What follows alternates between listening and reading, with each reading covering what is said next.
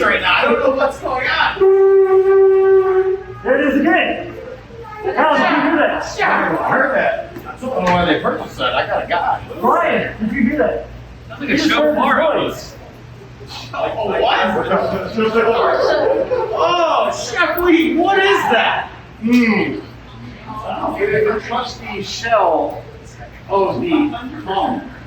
So, yes.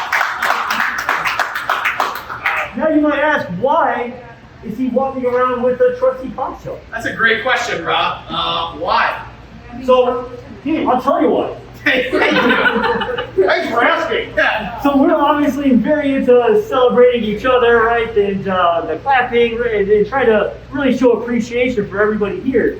We wanted to take it one step further. We thought, how can we make that type of appreciation unique to the Dooms?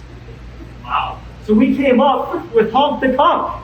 It just so happens that Lee used to play the trumpet. Fun fact about Chef Lee Sonsky. There you go. So he's the ideal honker. So anytime you all do something really great that we notice, or if you want to nominate somebody else, we're going to honk the conch for you.